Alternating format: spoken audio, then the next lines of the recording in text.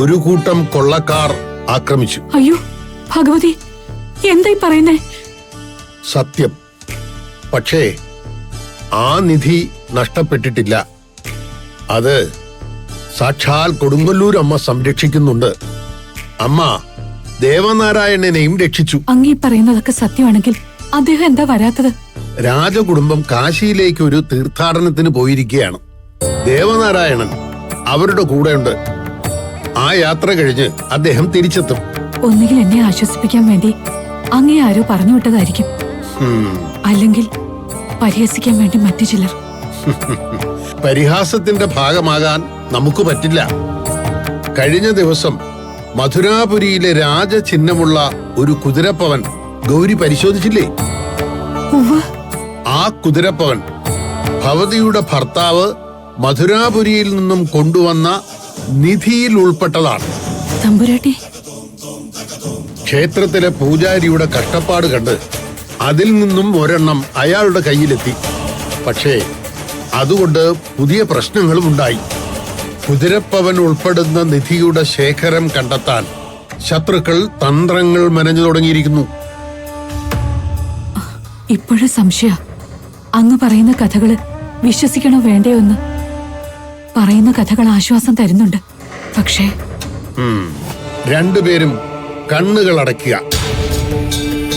നിങ്ങളുടെ ഭർത്താവ് കൊണ്ടുവന്നതും നിങ്ങളുടെ തറവാടിന് അവകാശപ്പെട്ടതുമായ ആ നിധി ഞാൻ നിങ്ങൾക്ക് കാണിച്ചു തരാം.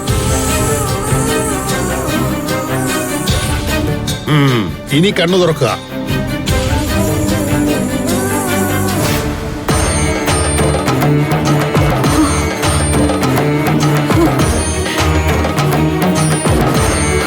ഭഗവതി, എന്താ ഇത്?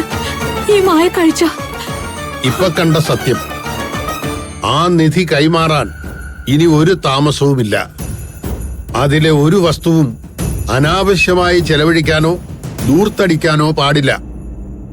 ആ നിധി ഇരിക്കുന്നിടത്ത് പുതിയൊരു കോവിലകം പണിയാൻ ദേവനാരായണനോട് പറയണം. നാടിനോ നാട്ടാർക്കോ ക്ലേശമുണ്ടാകുമ്പോ ആ സമ്പത്തെടുത്ത് വിനിയോഗിക്കാൻ ഈ തറവാട്ടിലെ അവകാശികൾക്ക് സ്വാതന്ത്ര്യമുണ്ട്. കൊടുങ്ങല്ലൂരമ്മയെ മനസ്സാ എപ്പോഴും പ്രാർത്ഥിച്ചുകൊള്ളുക. നാം പറഞ്ഞതൊക്കെ ഒട്ടും വൈകാതെ സംഭവിച്ചിരിക്കും.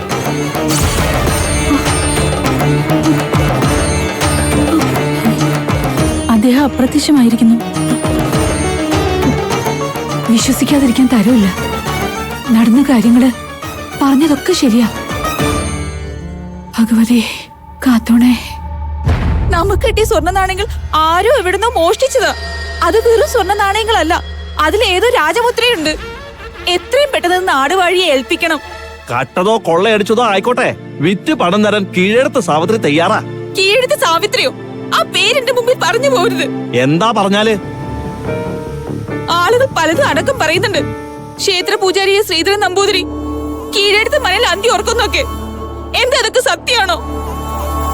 അടുപ്പിൽ തീ പുകയാത്ത കാലത്തും പ്രാർത്ഥിച്ചും കരഞ്ഞും ഞാനാ കൂടെ നിന്നത്. എന്നിട്ട് ഞങ്ങൾ ചതിക്കാൻ ഇങ്ങനെ തോന്നിയത്. സുധാമായി, ഭർത്താവിനെ ചോദ്യം ചെയ്യുന്നത് സ്ത്രീജനങ്ങൾക്ക് നല്ലതല്ല. അതിന് ഭർത്താവ് നല്ല വഴിക്ക് സഞ്ചരിക്കണം. എന്നെയും കുട്ടിയെ ഉപേക്ഷിക്കാൻ പറഞ്ഞു വിട്ടിട്ടുണ്ടോ അവള്? എങ്കിൽ ഞങ്ങൾ കൊന്നിട്ടാവാ സംബന്ധം. എങ്കിലതാവാം.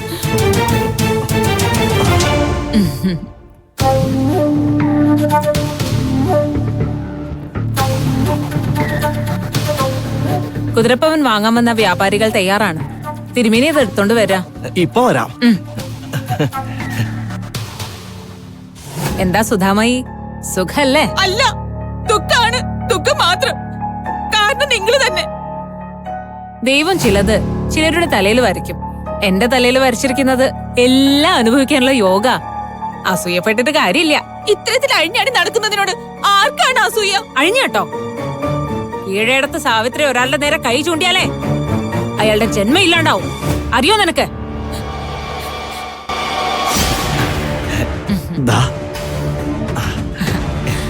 തിരുമേനി മനയിലേക്ക് വന്നോളൂ. ആയിക്കോട്ടെ. ഇന്ന് കീഴടം സ്ഥലത്തില്ല.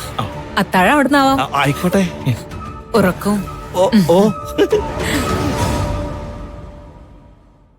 പെണ്ണായി ജനിച്ചാ പോരാ, ആണിനെ പുറകെ വരുത്താനുള്ള മിടുക്കും വേണം.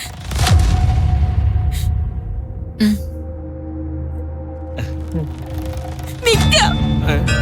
പോവരുത്, ഞങ്ങൾ ഉപേക്ഷിച്ച് പോവരുത്.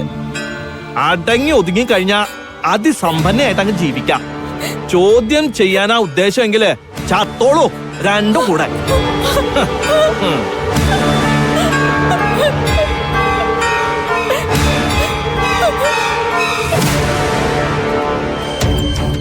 എന്നും കാവലാണല്ലോ. എന്നും ഉണ്ടാവണം, അതാണ് ആഗ്രഹം. എന്നും ഉണ്ടാവണമെന്ന് പറഞ്ഞ ഒരു പെണ്ണിന്റെ കൂടെ ഒരു പുരുഷൻ എന്നും ഉണ്ടാകുക എന്ന് വെച്ചാ വിവാഹം. വിവാഹം എന്നെയോ? വിവാഹം ഒരു തരത്തിലല്ല. ഗാന്ധർവമുണ്ട്, രാക്ഷസമുണ്ട്. ഗാന്ധർവ വിധി പ്രകാരം ഒരു ചടങ്ങുമില്ലാതെ ശാരീരികമായി ബന്ധപ്പെടാം. രാക്ഷസത്തിലാണെങ്കിൽ കൈമിടുക്കുള്ളവൻ പെണ്ണിനെ തട്ടിക്കൊണ്ടുപോയി ബലമായി കീഴ്പ്പെടുത്തും. ഇതിലേതാവണം നമ്മുടെ രീതിയെന്ന് പറഞ്ഞാ മതി. കാര്യങ്ങളെല്ലാം പഠിച്ചു വെച്ചിരിക്കുന്നല്ലോ കള്ളൻ. കള്ളൻ പഠിക്കാത്തതൊന്നുമില്ല. ആഴത്തിലുള്ള അറിവും വിടാതെയുള്ള ശ്രദ്ധയും. ഇരുട്ടിനെ കീറിമുറിക്കാൻ കാഴ്ചയുള്ളവനെ കള്ളനാകാൻ പറ്റും. പക്ഷേ കള്ളനായിരുന്ന എന്റെ കാലം അവസാനിച്ചല്ലോ. ഈ പ്രണയം എല്ലാം മാറ്റിയെടുത്തല്ലോ. പ്രണയോ? ആഭരണങ്ങൾ തിരിച്ചു തന്നപ്പോ എന്നെ നോക്കിയ നോട്ടം, വശ്യമായ ആ ചിരി, അതിനൊക്കെ എന്തർത്ഥമായിരുന്നു? സ്ത്രീയെ വശീകരണ വസ്തുവായി വെറും ശരീരം മാത്രമായി കാണുന്നവർക്ക് അങ്ങനെയൊക്കെ തോന്നും. പക്ഷേ സ്ത്രീയെ അമ്മയായും സർവം സഹയായ ഭൂമിയായും എല്ലാത്തിനോടും ക്ഷമിക്കുന്ന ദേവതയായും കാണാൻ മാർത്താണ്ഡനെ പോലെ ഒരാൾക്ക് കഴിയില്ല. അസുരജന്മങ്ങളായ പുരുഷന്മാർ എല്ലായ്പ്പോഴും സ്ത്രീകളെ അപമാനിക്കും. അത്തരം ആളുകൾക്ക് പ്രകൃതി ശിക്ഷ വിധിച്ചിട്ടുണ്ട്. ആ കഥകൾ കേട്ടു കാണുമല്ലോ. എന്നെ ശിക്ഷിക്കാൻ തീരുമാനമുണ്ടോ? പാപം ചെയ്തിട്ടുണ്ടെങ്കിൽ ശിക്ഷിച്ചല്ലേ പറ്റൂ. എങ്കിൽ എന്നെ ഒന്ന് ശിക്ഷിക്ക്, കാണട്ടെ. അരുത്, അടുത്തു വരരുത്, അപകടമാണ്.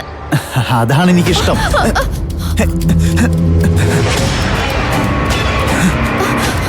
നിൽക്ക്.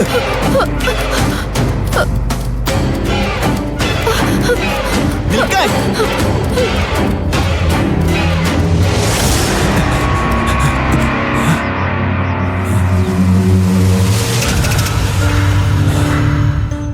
അന്നും ഇവിടെ തന്നെ വെച്ച് അപ്രത്യക്ഷയായി. ഇവിടെ തന്നെ, തീർച്ച. അവള് നിസ്സാരക്കാരിയല്ല. ഒരുപക്ഷെ ഒരു മന്ത്രവാദിനിയാണോ? അവൾ അപ്രത്യക്ഷയാവുന്ന സ്ഥലമല്ലേ? അവിടെ എന്തോ പ്രത്യേകതയുണ്ട്. ഒരുപക്ഷെ അവിടെയായിരിക്കും നിധിയിരിക്കുന്നത്. അതിന് കാവലും കാണും. അത് എങ്ങനെ കണ്ടെത്തും? മാർഗമുണ്ട്. അഥർവം.